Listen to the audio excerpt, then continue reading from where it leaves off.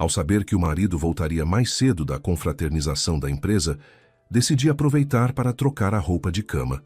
Mas quando puxei o lençol e levantei o colchão, vi... Antes de começarmos, escrevam de onde estão nos assistindo. Desejamos a todos uma boa escuta. O apartamento no terceiro andar de um velho prédio de tijolos havia sido deixado por herança a Helena por sua avó, Dona Zilda, uma mulher de personalidade forte que trabalhou a vida inteira na biblioteca da Universidade Federal e jamais permitiu que nenhum homem decidisse por ela. A avó era daquelas pessoas que nunca erguem a voz, mas sabem dizer as coisas de um jeito que torna inútil qualquer discussão. Ela sobreviveu ao marido por 22 anos, criou a filha, ajudou a educar 2 netas e, até os últimos dias, ia ao trabalho a pé, embora a biblioteca ficasse a 40 minutos de casa. Os pés precisam conhecer o caminho, dizia ela. Se os pés sabem, a cabeça fica livre para pensar. O apartamento Dona Zilda deixou justamente para Helena, e não para a mãe dela, nem para a neta mais velha, Irene. A mãe ficou magoada. Irene deu de ombros. Ela já morava em outra cidade e a questão do imóvel não a preocupava. A avó explicou de forma simples, 6 meses antes de morrer, enquanto as duas estavam sentadas sozinhas na cozinha, tomando chá em xícaras finas com borda dourada. Lá fora caía uma chuva fina de inverno. O aquecedor mal esquentava e a avó estava enrolada num xale de lã que não tirava do outono à primavera. Heleninha, vou te deixar o apartamento porque você é como eu, quieta, mas teimosa. A Irene é esperta, ela se vira em qualquer lugar, mas você precisa de uma base, lembra? Apartamento não é parede, é o chão em que você pisa. Enquanto ele for seu, ninguém te move. Helena não entendeu completamente naquele momento por que a avó dizia aquilo. Dona Zilda parecia firme, a cabeça funcionava bem e parecia que viveria mais uns 10 anos, no mínimo. Mas a avó sabia melhor. 4 meses depois, foi levada ao hospital com um derrame e para casa não voltou mais. No velório caía aquela mesma chuva fina de inverno. A mãe de Helena ficou um tempão procurando o guarda-chuva e as duas se encharcaram até os ossos. Depois tomaram chá quente naquela mesma cozinha em silêncio, porque não havia nada a dizer. O mais importante a avó já havia dito em vida. Helena entrou na herança aos 24 anos, ainda antes de conhecer Daniel. O apartamento era pequeno, 2 quartos, teto alto, assoalho rangente, janelas para o pátio onde cresciam velhas árvores. A reforma foi cosmética. Caiu os tetos, colou o papel de parede, engraxou o assoalho. As cortinas deixou-as da avó, pesadas, vinho com franja, com cheiro de casa velha. Na cozinha ficou o papel de parede amarelo que Dona Zilda havia escolhido ainda nos anos 80. Amarelo é a cor de uma casa quente, dizia ela, e Helena não discutiu nem antes nem depois. Helena trabalhava como editora numa pequena editora de material didático. O salário era modesto, mas suficiente. Comida, roupa, livros, uma vez por ano, férias no litoral. Era daquelas pessoas que sabem viver tranquilamente e não precisam que a tranquilidade seja preenchida por outra pessoa. À noite lia, aos sábados ia à feira comprar legumes, aos domingos ligava para a mãe. Tinha 2 amigas, uma da escola e uma da faculdade, ambas casadas, ambas sempre ocupadas. Helena não reclamava nem se entristecia. Estava bem sozinha, mas lá no fundo entendia que estar bem não é o mesmo que ser feliz. Conheceu Daniel no aniversário de um conhecido em comum, num restaurante pequeno com mesas de madeira e velas em garrafas. Helena estava sentada num canto, porque não gostava de festas barulhentas, e Daniel veio se sentar porque gostava. Era daqueles homens que sabem criar impressão de solidez, ombros largos, voz segura, o hábito de abrir portas e dizer, eu resolvo. Trabalhava como gerente numa empresa de equipamentos industriais. Carreira nada brilhante, mas estável. À mesa, fazia piadas na hora certa, não bebia demais e sabia ouvir, o que para um homem de mais de 30 era quase um luxo. No terceiro encontro, passearam pela orla. Era início do outono. As folhas crocavam sob os pés e o ar cheirava ao rio. Daniel disse: "Gosto que você não é daquelas que vivem pensando em dinheiro." Helena recebeu aquilo como um elogio. Anos depois ela se lembraria dessa frase e entenderia que não era um elogio, mas uma sondagem. Mas naquele momento, ela tinha 26 anos e um homem de mãos quentes lhe dizia coisas agradáveis. E o mundo era simples. Namoraram por 1 ano e meio. Daniel cortejava com elegância, mas sem exagero, não por mesquinharia, mas porque sabia usar gestos precisos. Um buquê quando ela não esperava. Uma mensagem de manhã. "Bom dia. Estou pensando em você." Disposição para ir até ela quando ela tinha dor de cabeça. Não armava surpresas com limusines, e ainda bem, porque Helena não suportava esse tipo de coisa. Ele parecia um homem normal e confiável, que queria uma família normal. E Helena acreditou. O casamento foi modesto, restaurante pequeno para 20 pessoas, vestido branco sem crinolina, lágrimas da mãe, brincos da avó nas orelhas. Daniel mudou para o apartamento dela, e na primeira noite, enquanto desempacotava caixas no corredor, disse: "Helena, quero que você saiba, este é seu apartamento, herança da sua avó. Não tenho nenhuma pretensão sobre ele. O que importa para mim é que estamos juntos. O resto é papel." Disse isso olhando nos olhos dela com voz calma e séria. E Helena sentiu um calor se espalhando no peito. Pensou: este é um homem em quem se pode confiar. Ela não sabia que era exatamente assim que começa aquele tipo de engano que funciona não pela mentira, mas pelo fingimento longo e paciente. Os primeiros 5 anos foram tranquilos, não perfeitos. Daniel às vezes se irritava com coisas pequenas, ficava alguns dias em silêncio depois de uma briga e andava pelo apartamento com um semblante como se o mundo o tivesse ofendido pessoalmente. Mas Helena se acostumou. Aprendeu a distinguir o descontentamento de verdade do mau humor passageiro. Se ele fica quieto olhando para o celular, é um dia ruim no trabalho. Vai passar até a noite. Se fica quieto lavando a louça, está com raiva dela. Mas em 1 hora vem sozinho e a abraça. Ela aprendeu essa língua como se aprende uma estrangeira, não pelas regras, mas pelo hábito. Iam de férias, geralmente ao litoral, ficavam em hotel barato, tomavam sol, comiam frutas. Nos fins de semana, iam ao cinema ou passeavam. Às vezes chamavam amigos para jantar. Daniel assava carne, todos diziam que ficava ótimo, e ele sorria satisfeito. Por fora, parecia uma família comum e feliz. Helena queria filhos, não desesperadamente, mas com certeza. O assunto surgia 1 vez a cada 6 meses, e a resposta de Daniel era sempre a mesma. Depois, com calma. Agora não é hora. Quero primeiro quitar o financiamento do carro. Vamos primeiro criar uma reserva. Vamos esperar a primavera. A desculpa mudava. A resposta era não. Helena concordava porque acreditava. Ele está planejando, não esquivando. Ela não percebia que depois não era um plano. Era um jeito de nunca começar. As mudanças começaram cerca de 1 ano antes da noite que mudou tudo. A princípio eram detalhes que, separados, não significavam nada, mas juntos formavam um padrão que Helena ainda não sabia ler. Daniel passou a chegar mais tarde do trabalho, embora as vendas na empresa, pelas próprias palavras dele, estivessem caindo. Começou a fumar na varanda. Antes não fumava de jeito nenhum, e agora ficava lá pelas noites olhando para o pátio, enquanto o cinzeiro no parapeito se enchia mais rápido do que Helena conseguia lavá-lo. Ela perguntou: "Você começou a fumar?" Ele deu de ombros. "É o nervo, muita pressão no trabalho." Ela não perguntou mais. Depois vieram os comentários sobre o apartamento. Primeiro como se fosse à toa, no jantar. "Você sabe quanto vale um imóvel neste bairro hoje em dia?" "É uma fortuna parada, só acumulando poeira." Helena respondeu: "Não é poeira acumulada, é a nossa casa." Daniel concordou com a cabeça e mudou de assunto. 2 semanas depois voltou ao tema. "Um conhecido meu ajudou um casal a investir o apartamento num negócio.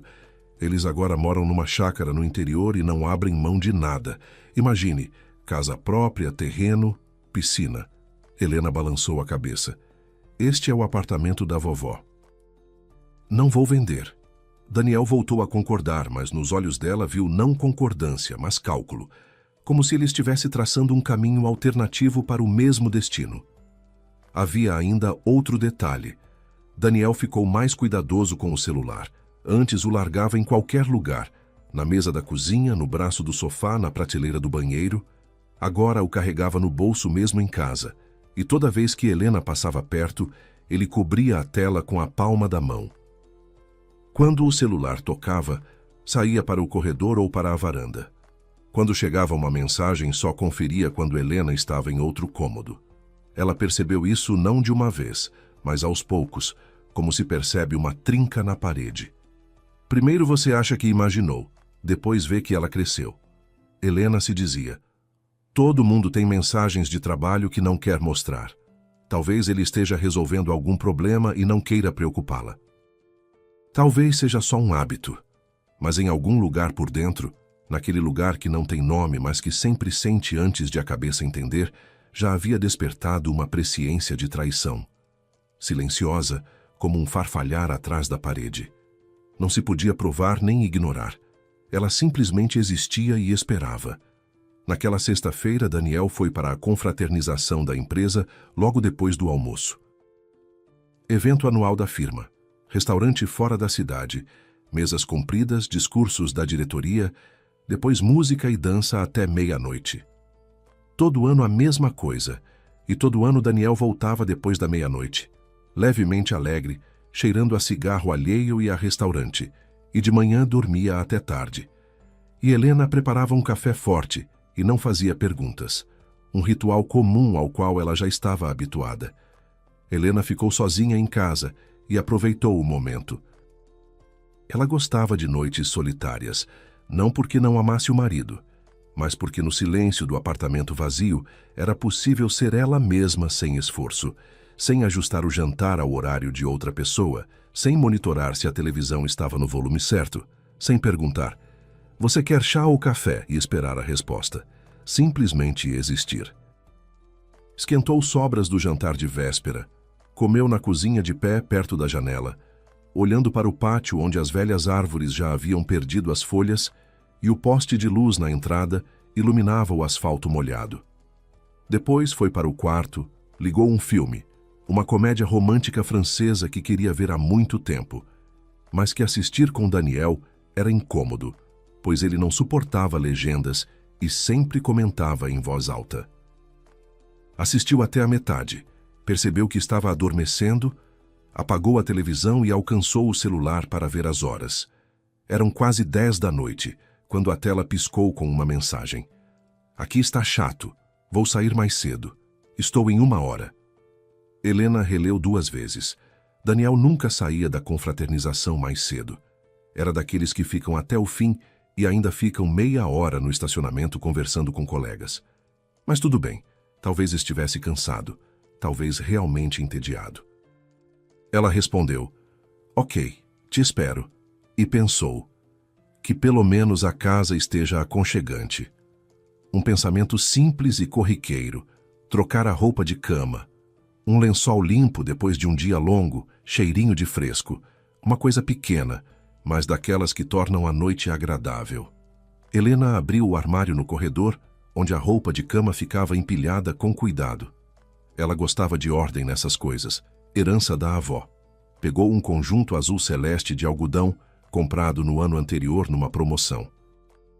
Voltou para o quarto, tirou a fronha do edredom, puxou as fronhas dos travesseiros, jogou tudo na cesta de roupa suja junto à porta e então pegou o lençol. O colchão tinham comprado juntos 3 anos atrás, pesado, ortopédico, com camada superior espessa.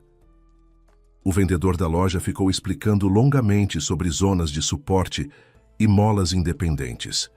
E Daniel ficava acenando com ar de entendido, embora Helena soubesse com certeza que ele não tinha a menor ideia do que diferenciava um colchão do outro. Ela puxou o lençol e levantou a borda do colchão para enfiar o lençol limpo fundo, hábito que também havia herdado da avó.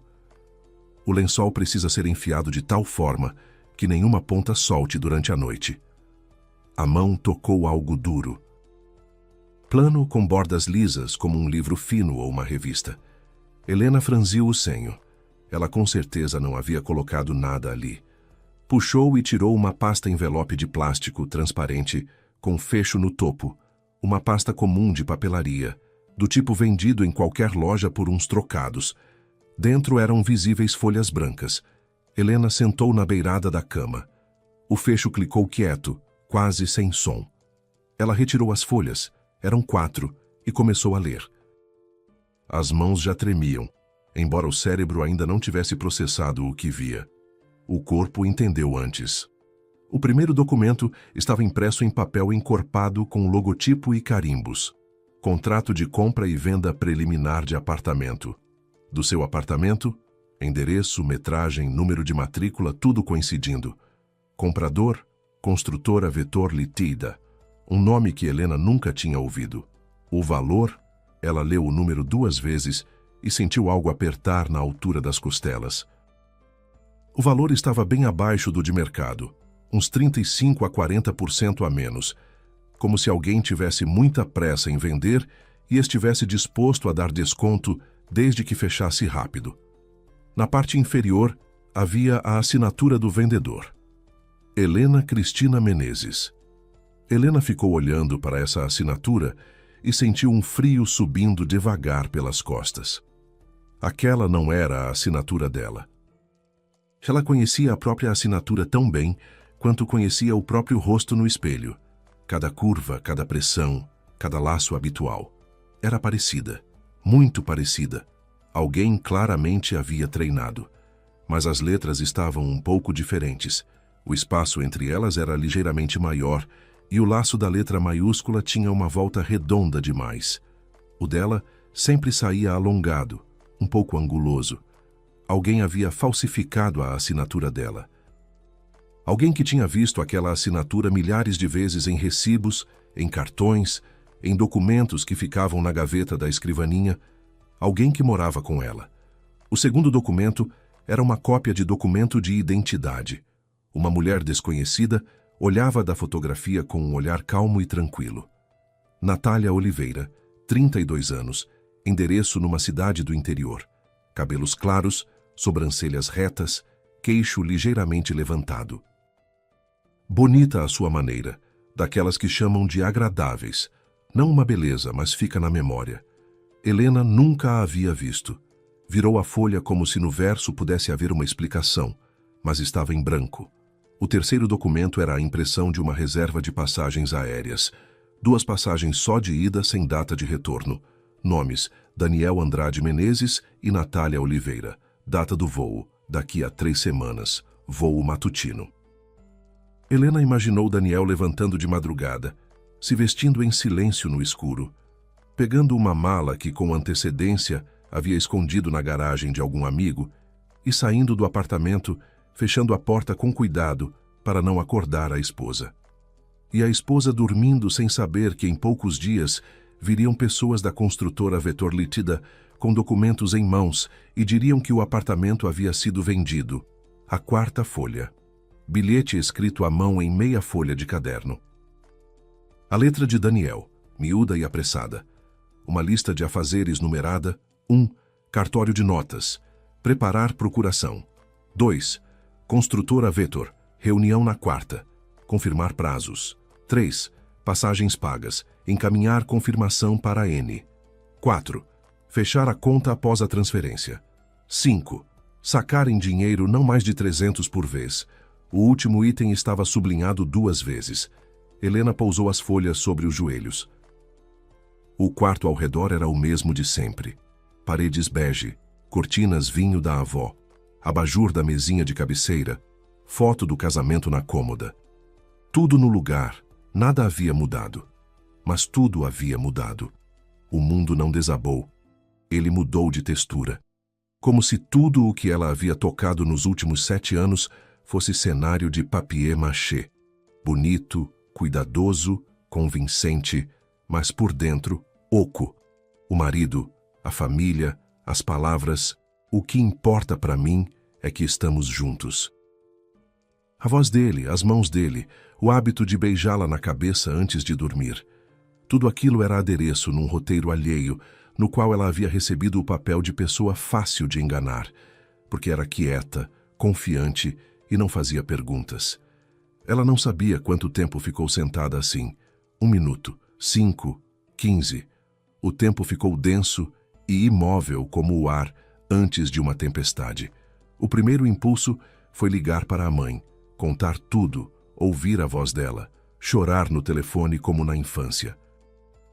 O segundo, arremessar a pasta na cara dele quando ele entrasse. Ficar na porta, jogar aos pés dele e dizer: "Então vai resolver?" O terceiro, simplesmente chorar, sentar no chão, abraçar os joelhos e uivar como animal ferido que ainda não entende que está ferido, mas já sente a dor. Mas Helena não fez nada disso.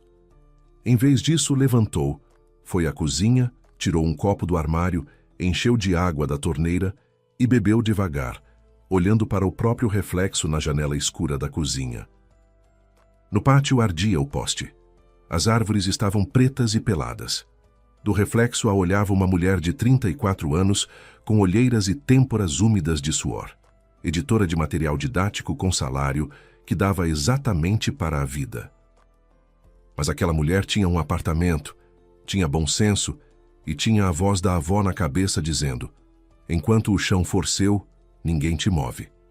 Helena pousou o copo na pia, enxugou as mãos na toalha, voltou para o quarto, pegou o celular e começou a fotografar cada documento dos dois lados à luz do abajur, de modo que ficassem nítidas todas as letras, todos os carimbos, todos os números. As mãos ainda tremiam e as primeiras 2 fotos saíram tremidas. Ela as apagou e tirou de novo, desta vez apoiando os cotovelos nos joelhos para se firmar. Cada folha, frente, verso, a lista de Daniel em close para que a letra fosse legível. As fotos ela enviou para si mesma por e-mail, tanto para o trabalho quanto para o pessoal. Os dois. Depois copiou para o armazenamento em nuvem, que quase não usava, mas cuja senha lembrava.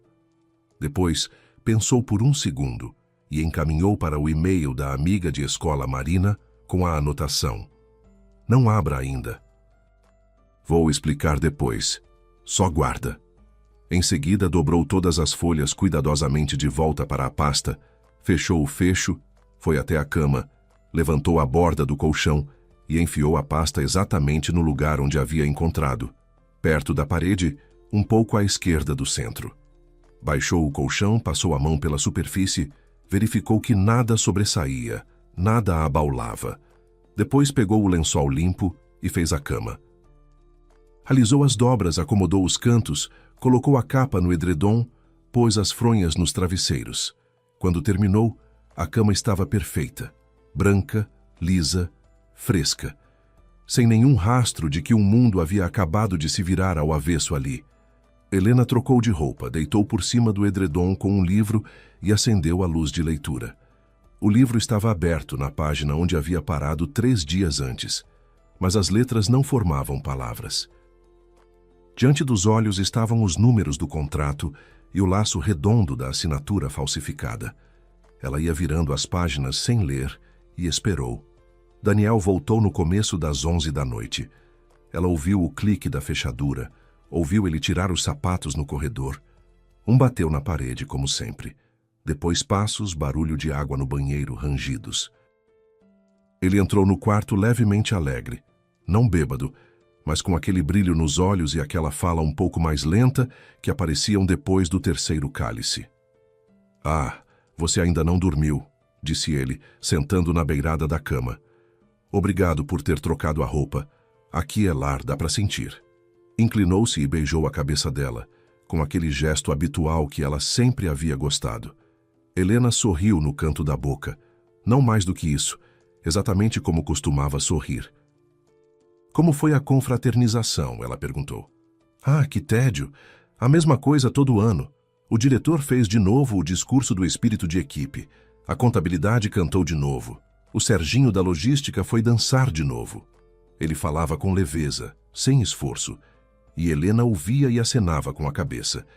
E por dentro estava vazia e fria, como um cômodo que não recebe aquecimento, mas por fora sem nenhuma fissura. Daniel trocou de roupa, deitou, virou de lado e em 3 minutos estava roncando. Helena ficou ao lado dele, de olhos abertos, olhando para o teto. A trinca na massa correndo da lustre ao canto, fina como um fio. Antes ela lhe parecia aconchegante, parte da casa velha, o seu caráter. Agora lhe parecia o que era: uma trinca. Helena ficou deitada pensando. Não na dor, a dor viria depois. Isso ela sabia. Agora pensava no que faria.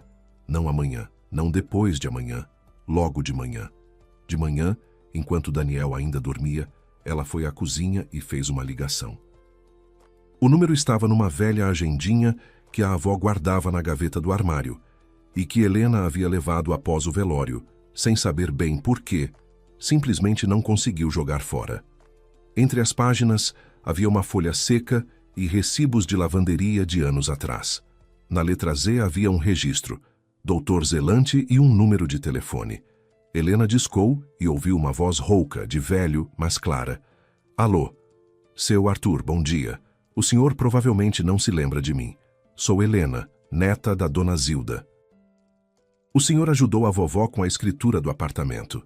Uma pausa na linha. Depois, dona Zilda. Claro que me lembro. Deus a tenha. Lembro também do apartamento de quando fomos 3 vezes ao cartório porque os documentos não fechavam. E você é a Heleninha, a neta para quem ela deixou tudo. O que aconteceu? Seu Arthur, preciso de ajuda. É sobre o apartamento da vovó. Venha hoje às 2. Estarei no escritório. Escritório era um eufemismo generoso. Uma salinha pequena no andar térreo de um prédio residencial com entrada separada pelo pátio. Porta baixa, placa com o sobrenome. Havia muito tempo sem polir. Por dentro, cortinas pesadas cor de jabuticaba madura, escrivaninha coberta de pastas, 2 cadeiras para visitantes com assentos encovados e cheiro de café que parecia impregnado nas paredes para sempre. Seu Arthur estava sentado à mesa de colete sobre a camisa xadrez, com óculos de lentes espessas que ele tirava, limpava e recolocava sem parar. Um hábito que substituía a pausa na conversa. Estava perto dos 70 anos. Havia muito tempo não aceitava novos clientes. Fazia consultorias para conhecidos antigos, escrevia artigos para periódicos jurídicos e às vezes representava aposentados enganados por administradoras de imóveis. Mas quando Helena ligou e disse o apartamento da vovó, ele respondeu imediatamente, sem hesitar, como se não tivessem passado 30 anos. Helena mostrou as fotos no celular. Seu Arthur colocou os óculos, tirou, limpou, colocou de novo, pediu. Aumenta aí onde está a assinatura. Ela aumentou. Ele olhou por um bom tempo, depois se recostou na cadeira e disse, Helena, seu marido é um idiota. Mas um idiota perigoso. Em seguida falou com calma como médico que explica um diagnóstico sem emoção, por pontos. O apartamento havia sido recebido por herança antes do casamento, portanto não era patrimônio adquirido em conjunto. Daniel não tinha nenhum direito sobre ele, mesmo que fossem casados há 20 anos. O contrato preliminar com assinatura falsificada já configurava crime de falsificação de documentos. E se os documentos chegassem a ser apresentados no cartório de registro de imóveis, configuraria tentativa de estelionato. Com o valor do imóvel, seria considerado de grande monta, e isso implica pena séria. Mas, seu Arthur levantou o dedo. Para que tudo funcionasse, era preciso agir corretamente. Se ela provocasse um escândalo agora, ele destruiria os documentos, queimaria, rasgaria, jogaria no lixo e diria que não sabia de nada. Você achou a pasta? E onde estão as provas? As fotos são boas, mas os originais são melhores. Era preciso que ele mesmo levasse esses papéis a algum lugar onde o esperassem. Helena ouvia e acenava com a cabeça. Por dentro, algo ia mudando. O medo e a desorientação cediam lugar a outra coisa, fria e precisa, parecida com uma espinha dorsal. Ela entendeu que não iria gritar, não iria chorar, iria esperar, como a avó esperava a sua vez no cartório, em silêncio, com paciência, sabendo que cedo ou tarde o guichê abriria. Naquele mesmo dia, Helena foi ao cartório de registro de imóveis. A fila era pequena. Uma tarde de sexta-feira, depois do almoço, as pessoas já tinham ido embora. Ela pegou uma senha, sentou numa cadeira plástica na sala de espera e preencheu um requerimento de bloqueio de atos de registro do apartamento sem a sua presença pessoal. Isso significava que, mesmo que Daniel, por algum milagre, levasse os documentos falsificados ao cartório de registro de imóveis, a transação seria bloqueada automaticamente. O sistema simplesmente não deixaria passar. Era o primeiro cadeado que Helena colocava na própria porta. Quando voltou a seu Arthur com a cópia do requerimento, ele acenou com aprovação e tirou da gaveta superior uma agenda velha, surrada, com capa de couro e um elástico que há muito havia perdido a elasticidade.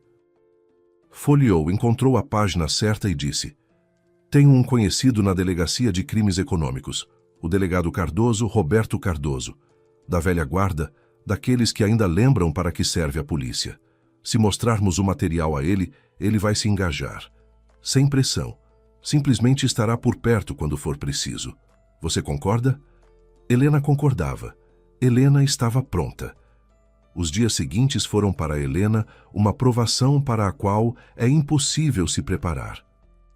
Ia ao trabalho, revisava manuscritos, respondia e-mails de colegas, almoçava no refeitório do térreo, que sempre cheirava a feijão e suco de fruta.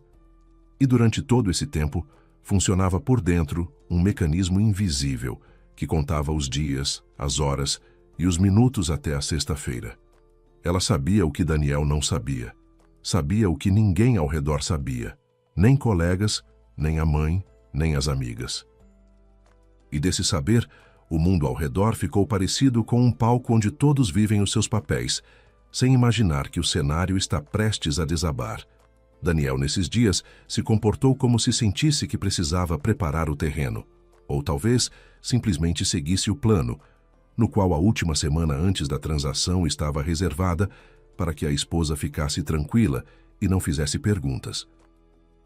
Ele ficou inesperadamente carinhoso, e aquela ternura era mais assustadora que a habitual indiferença, porque Helena agora enxergava cada gesto de dentro para fora.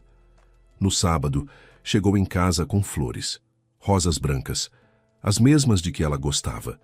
Antes ele dava flores 2 vezes por ano, no aniversário e no Dia Internacional da Mulher. Às vezes esquecia também nesses dias. E agora era sábado sem motivo, rosas brancas em papel frisante. E ele parado no corredor com aquele semblante de quem está surpreso com o próprio impulso. "Estava passando pela floricultura, vi e pensei em você", disse ele. Helena pegou o buquê, cheirou, pôs numa vaso na cozinha. "São lindas, obrigada", disse ela. A voz saía estável, as mãos não tremiam.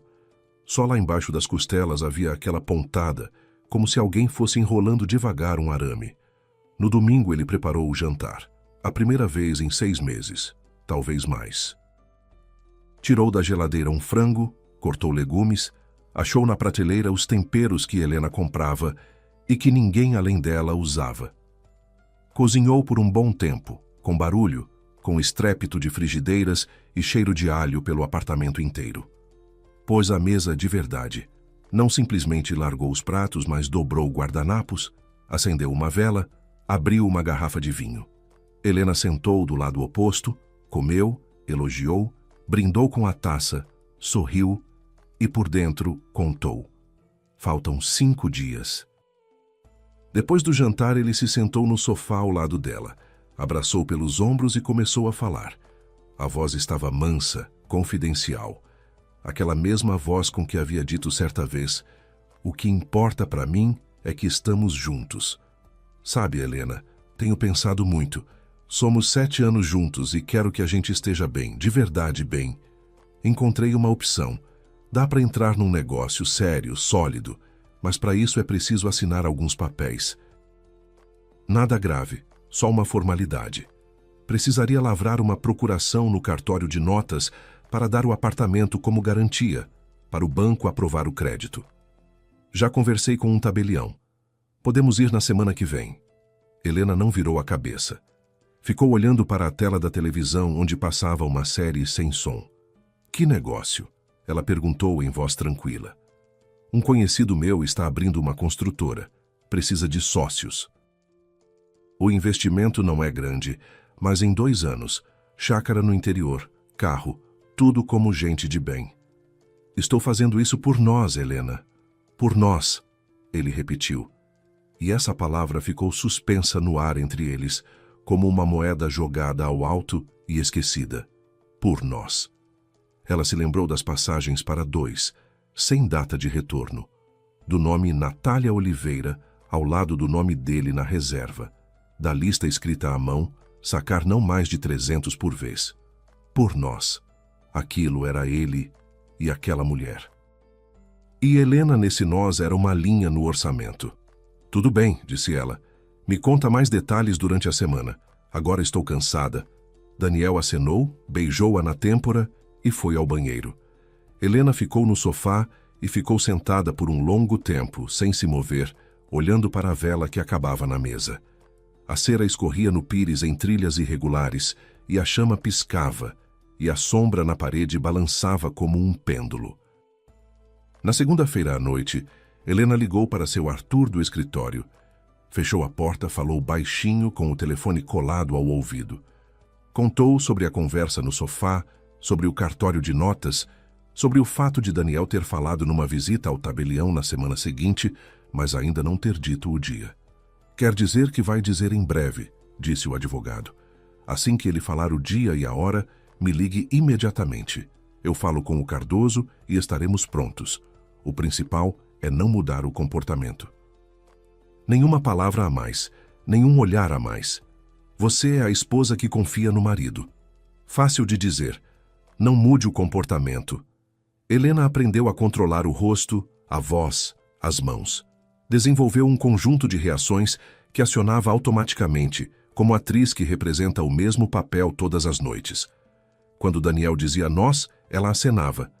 Quando ele a beijava antes de dormir, ela respondia na medida certa, nem quente nem frio, para que ele não notasse nem indiferença nem fingimento. Quando ele contava algo do trabalho, ela fazia 1 ou 2 perguntas, não mais e não menos do que o habitual. Ela se tornou um espelho que refletia exatamente o que ele queria ver. À noite, quando Daniel adormecia e a respiração dele ficava regular e profunda, Helena ficava de olhos abertos olhando para o teto. A trinca na massa ia da lustre ao canto e no escuro parecia mais funda do que era. Helena pensava, como ele consegue dormir tão tranquilamente ao lado de alguém que está prestes a assaltar? A mão dele estava pousada no travesseiro junto à cabeça dela. Uma mão grande, quente, de dedos largos. A mão de um homem que havia falsificado a assinatura dela, que havia encontrado comprador para a casa dela, que havia comprado passagem para outra mulher.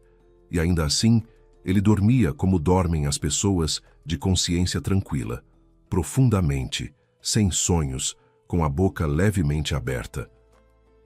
Na terça-feira, Daniel chegou do trabalho mais cedo do que o habitual e disse: marquei com o tabelião, sexta-feira de manhã. O cartório de notas é perto, 20 minutos de carro. Precisaria da sua assinatura numa procuração. É só para o banco aprovar o crédito empresarial. Procedimento padrão, meia hora no máximo. Falava como se fosse trocar uma lâmpada queimada. Helena estava de costas para ele, mexendo na sopa, e não se virou. Tudo bem, disse ela para a panela. Vou junto. Daniel chegou por trás, pôs as mãos nos ombros dela e disse: você é a melhor. Ela sentiu as palmas dele por cima do tecido da blusa, quentes, confiantes, e custou toda a sua força quieta e teimosa não sacudi-las. Na quarta-feira à noite, Helena se encontrou com seu Arthur pela 3ª vez. Ele já havia conversado com o delegado Cardoso e o plano estava pronto. A tabeliã, para quem Daniel havia marcado, doutora Fernanda, era conhecida de seu Arthur. Não intimamente, mas o suficiente. Eles se cruzavam em conferências jurídicas e ele sabia que ela era uma profissional honesta. Ele a ligou, explicou a situação e ela concordou em ajudar, receber Daniel como cliente normal e deixar os acontecimentos se desenrolarem. O delegado Cardoso seria avisado do horário e chegaria ao cartório de notas antes de Daniel, aguardando discretamente na recepção.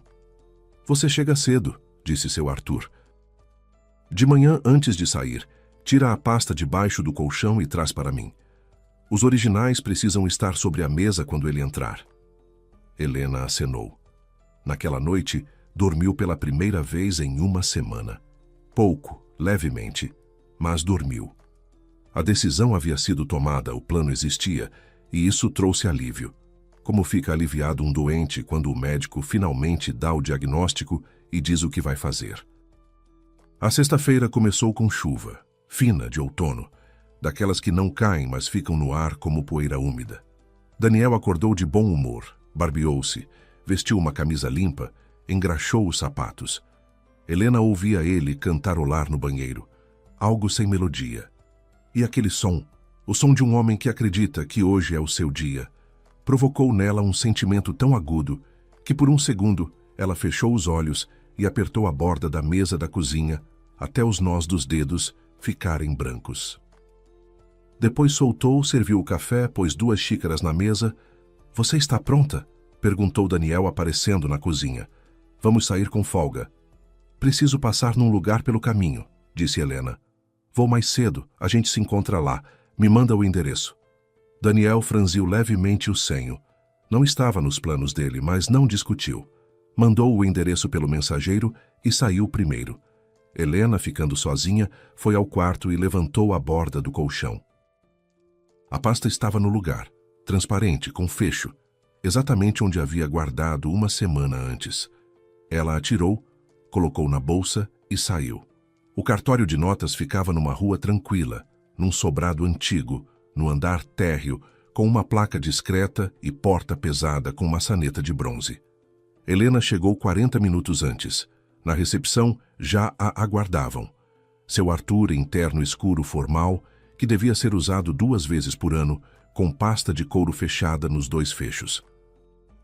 E ao lado, um homem de 40 e poucos anos, atarracado, cabelo rente à paisana. Paletó cinza, gola rolê, botinas de sola grossa.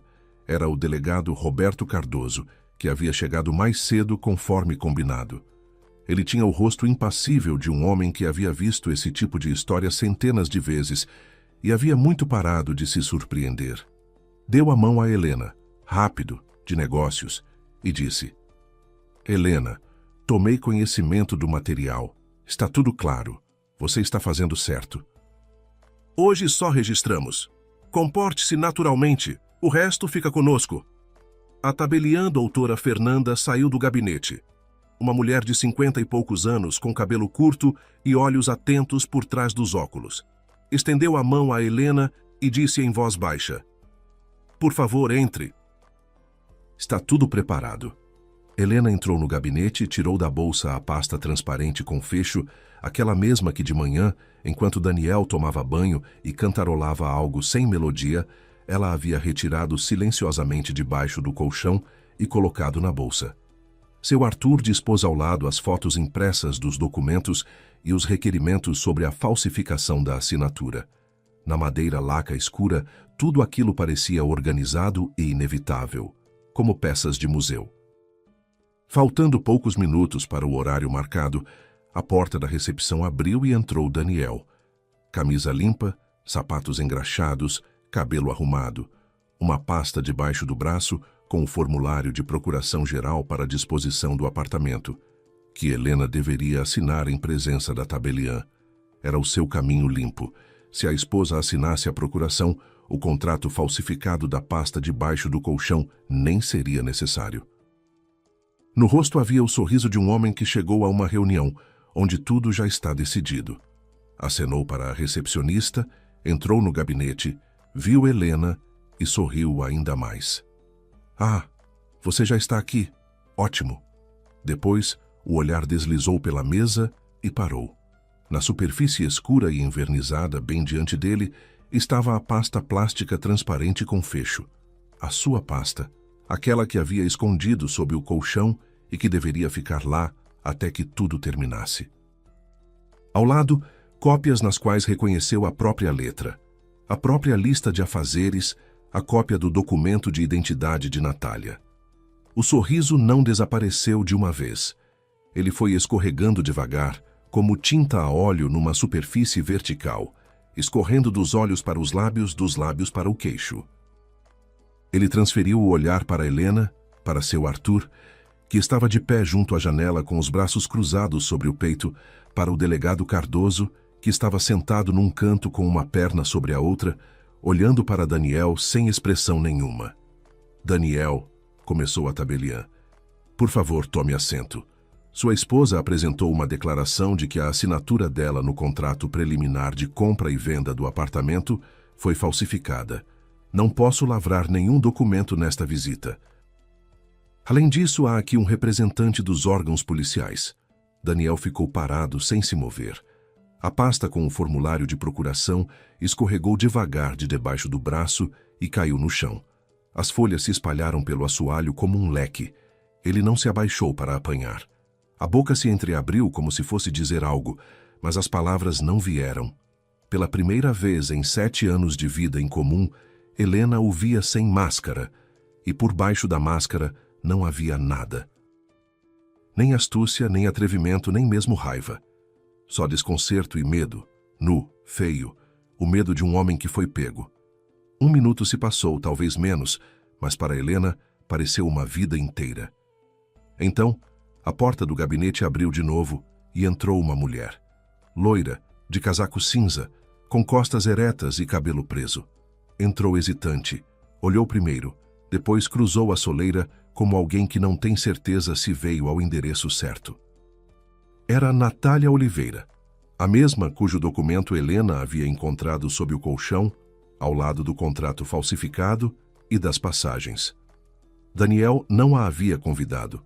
Na véspera à noite, conversando com ela por telefone, havia dito apenas: "Amanhã vou estar no cartório neste endereço, resolvendo a questão do apartamento. Em breve tudo estará resolvido e finalmente podemos começar a nossa vida." Não pediu que ela viesse, não marcou o encontro, apenas compartilhou, como se compartilha boas novas com alguém que se quer animar. Mas Natália decidiu por conta própria. Queria estar por perto no momento em que o futuro deles, como ela pensava, finalmente se formalizaria em papel. Queria chegar, esperá-lo na rua, recebê-lo com um sorriso, talvez ir juntos almoçar e comemorar.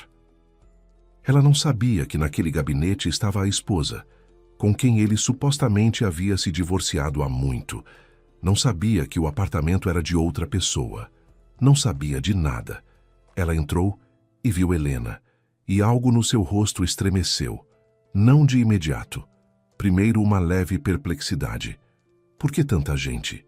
Por que esses semblantes? Depois, o olhar deslizou pela mesa, pelos documentos espalhados, pela cópia do próprio documento de identidade na madeira escura. E, por fim, a compreensão. Veio devagar, inevitável, das bordas para o centro, como água que inunda um cômodo. Natália parou e olhou para Daniel. "Daniel, o que é isso?" Ele não respondeu. Olhava para ela como olham as pessoas quando 2 mundos desmoronam ao mesmo tempo e elas não sabem qual salvar. O delegado Cardoso levantou, ajeitou o paletó e falou baixinho, pausado, sem pressão. "Natália, meu nome é Roberto Cardoso. Sou delegado da Divisão de Crimes Econômicos. O apartamento em questão pertence a Helena Cristina Menezes. Ela o recebeu como herança antes do casamento. Daniel Andrade Menezes é seu marido ainda em exercício. O casamento não foi dissolvido. A assinatura no contrato preliminar de compra e venda é falsa. Daniel não tem direito de dispor deste apartamento." Natália ouviu.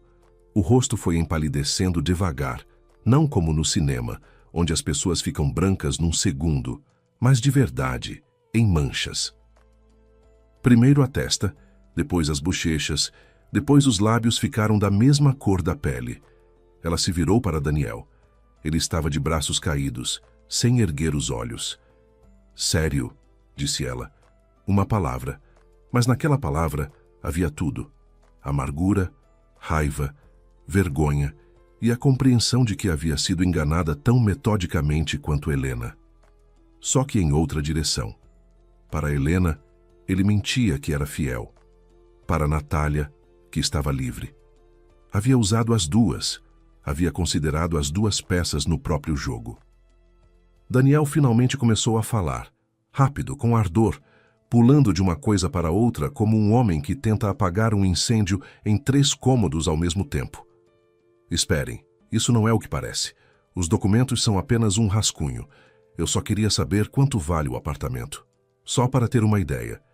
As passagens são para uma viagem de negócios. Tenho reuniões lá. Natália é minha colega. Trabalhamos num projeto juntos. Helena, você entendeu tudo errado. Eu posso explicar, mas cada nova explicação contradizia a anterior. Uma colega, mas passagem em nome dela. Rascunho, mas com carimbos e assinatura falsificada. Viagem de negócios, mas sem passagem de volta.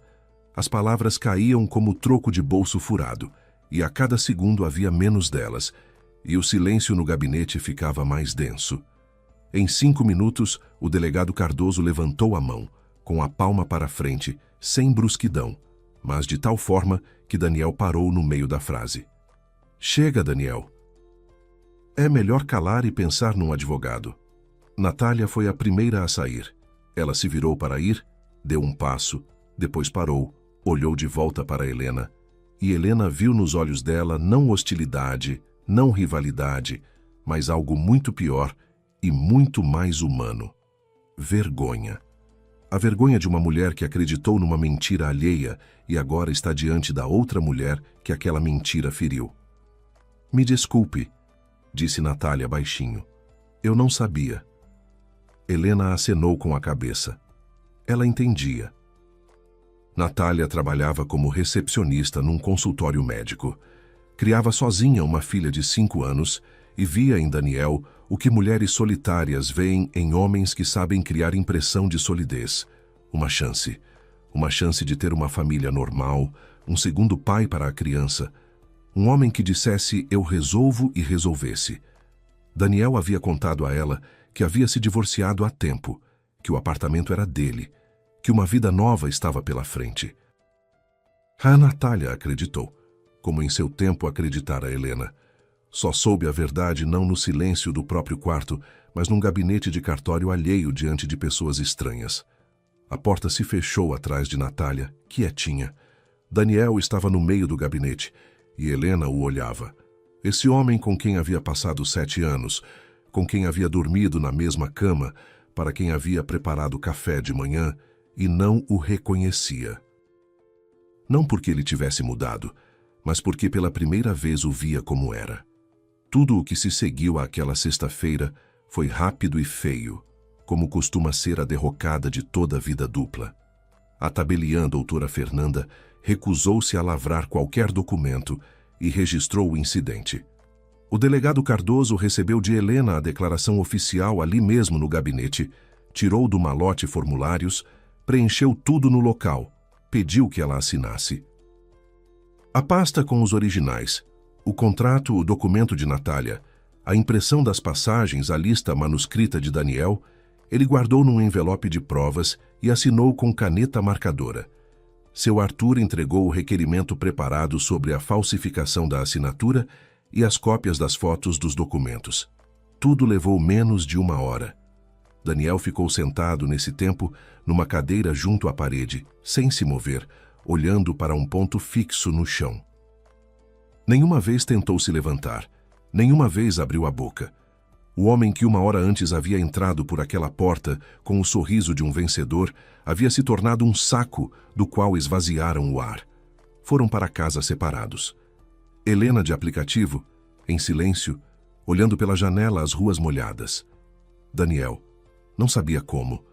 Ela não perguntou e não olhou para trás.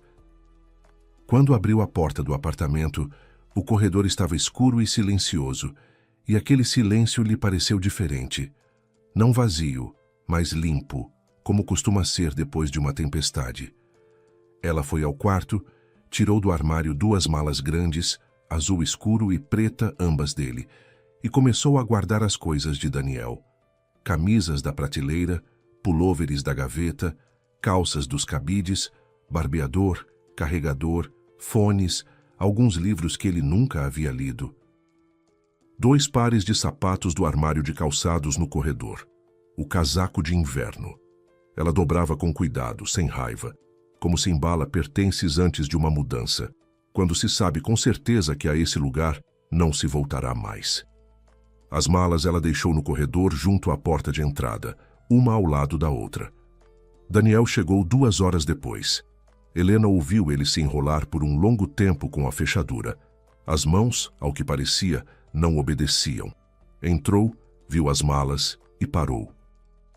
Ficou de pé sem tirar o casaco, olhando para elas como se não entendesse o que eram aqueles objetos e de onde tinham vindo no seu corredor. Helena saiu da cozinha e ficou de pé no vão da porta, encostando o ombro na ombreira. "Você pode dormir no quarto no sofá", disse ela. "De manhã vai embora. Se tentar armar um escândalo, chamo a polícia." Ela esperava gritos, esperava justificativas, ameaças, lágrimas, qualquer coisa. Mas Daniel apenas acenou, silenciosamente tirou o casaco, pendurou no gancho, passou por ela e foi para o quarto. Sentou no sofá. Sentou e ficou encarando a parede, onde havia uma foto. Os dois na orla, 3 anos antes. Bronzeados, sorrindo, felizes. Helena fechou a porta da cozinha, foi para o quarto e virou a chave. Deitou na cama, naquela mesma, com o lençol limpo que havia posto uma semana antes por cima da mentira dele, e chorou pela primeira vez em todo esse tempo. Não de mágoa, não de raiva, nem mesmo de dor, de alívio, como chora uma pessoa que carregou algo pesado por muito tempo e finalmente pousou no chão. De manhã, Daniel não estava mais no apartamento. As malas tinham desaparecido do corredor, as chaves estavam sobre a mesinha de entrada e ao lado um bilhete num pedaço de papel. "As chaves, me perdoa." 2 palavras, a letra miúda e apressada, a mesma da lista de coisas a fazer que estava na pasta. Helena pegou o bilhete, amassou e jogou no lixo, junto com cascas de cebola e saquinhos de chá. Depois pegou as chaves, rodou entre os dedos e guardou na gaveta. Na segunda-feira, chamaria um chaveiro para trocar as fechaduras. O divórcio foi formalizado 2 meses depois. Daniel não pleiteou o apartamento após uma conversa com o advogado. Entendeu que qualquer contramedida só agravaria sua situação no processo criminal. O advogado explicou diretamente. O apartamento é hereditário, anterior ao casamento. Chances, 0. E aí ainda tem eventuais ações da sua ex-esposa, que são realidade se você resistir.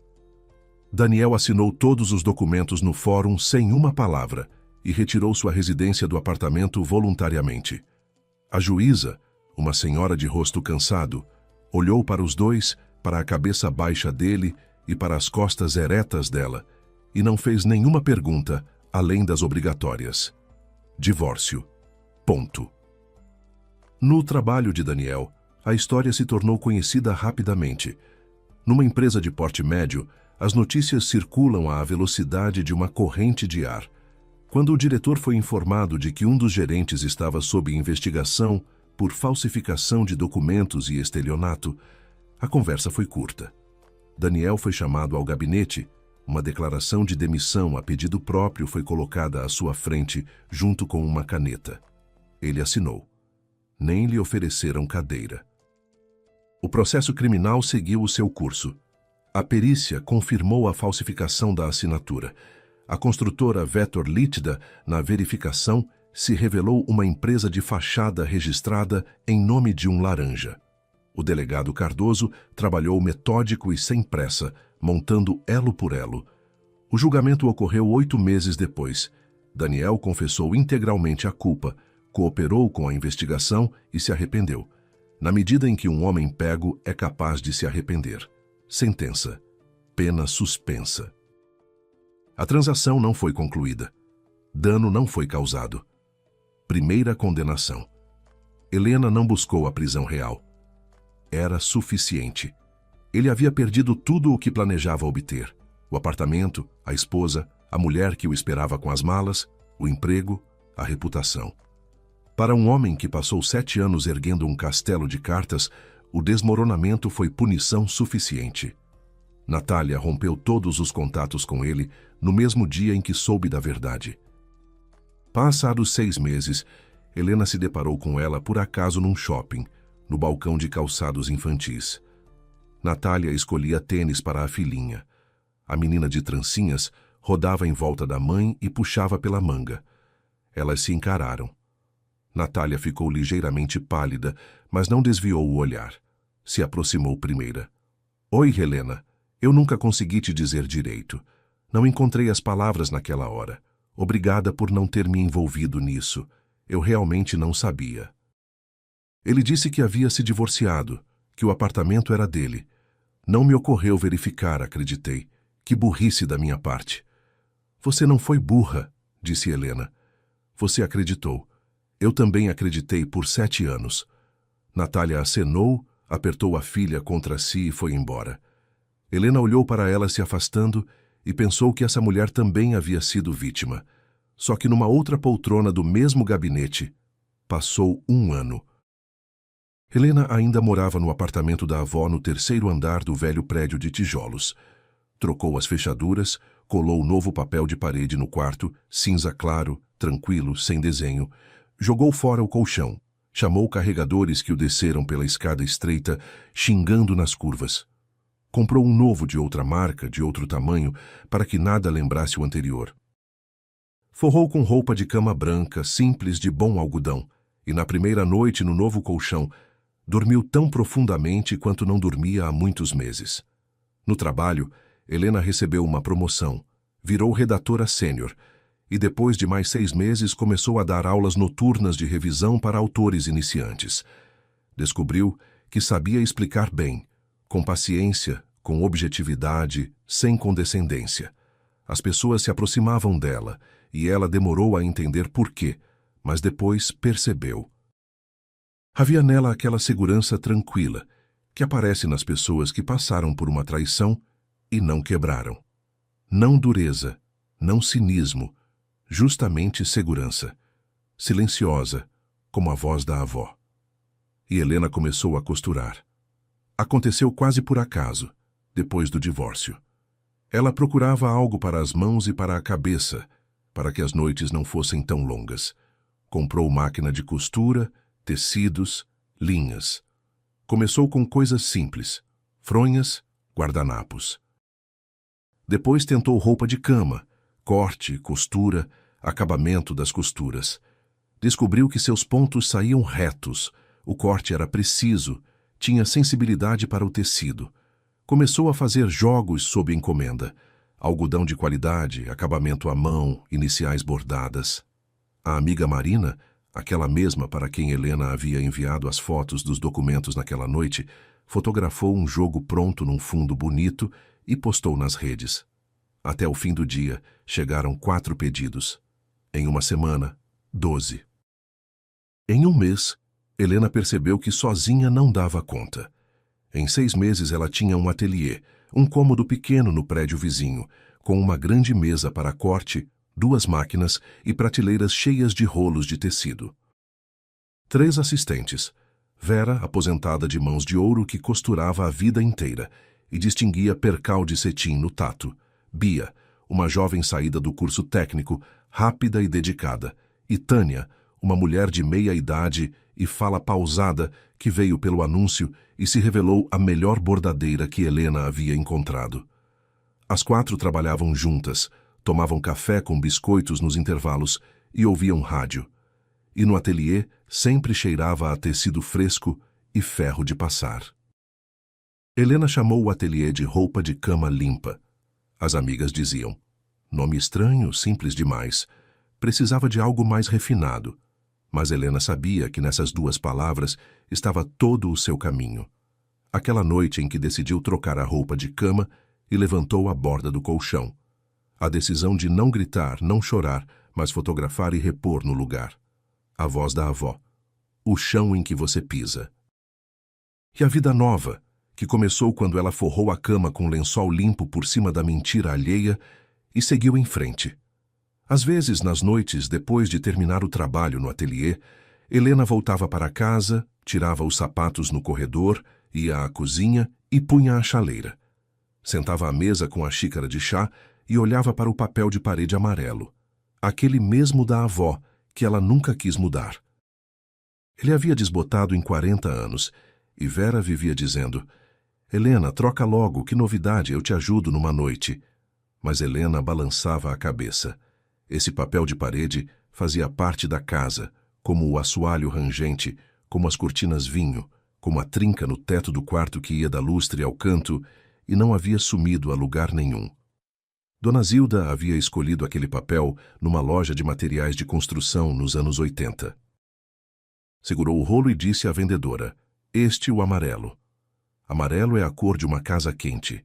Helena tomava o chá, e lá fora escurecia, e o poste no pátio acendia, iluminando as velhas árvores, e de algum lugar lá de baixo vinha a gargalhada das crianças dos vizinhos, e tudo estava no lugar. A casa era quente. O chão era dela. E a porta atrás do traidor estava fechada de vez. Obrigado por ter escutado a história. Com vocês estava o canal Recanto das Histórias. Peço desculpas por quaisquer erros. Escrevam nos comentários o que acharam. Se gostaram, se inscrevam no canal.